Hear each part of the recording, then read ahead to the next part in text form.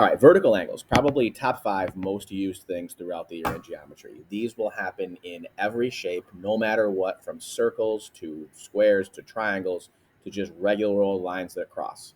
All right, so vertical angles are incredibly important to know what they are, all right, and know what to do with them even more than to know what they are. So vertical angles are two angles that are on opposite sides of intersecting things, all right? They have the same measurement, which means they're congruent. Okay, I'm going to write down here, they form an X. Whoops, that's not how you spell form. And they're located either in the tips of the X here or here. So one of those two pairs.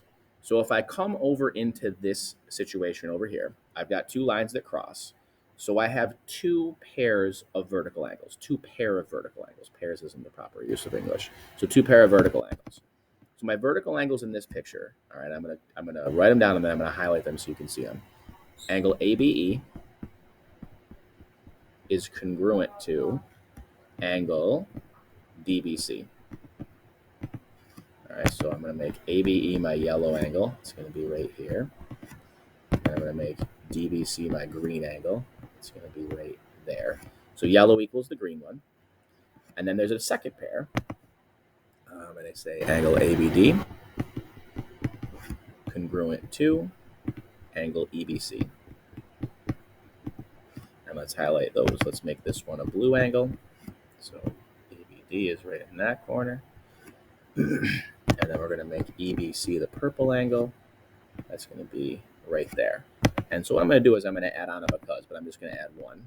Because vertical angles are congruent. So again, I'm going to have you write in sentences for a lot of these things. So when we're going through and doing problems, if we see vertical angles that we are going to use for something, we'll make sure that we know that they're congruent.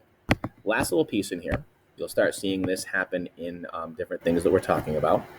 If I'm marking angles congruent, I want to put some marks in here. You put in little arcs. So those little arcs tell you that those two angles are congruent. You have a second pair of congruent angles, so I can't just use the exact same thing. So what I do is I put 2 in there to show that those two angles are the same. And what that tells me is that the blue and the purple are equal. They're a pair of angles that are equal. And then the yellow and the green are also a different pair of angles that are also equal. All right, so vertical angles, you're going to see it throughout this. You're going to see it throughout the entire year. So we'll use them all the time. Incredibly important.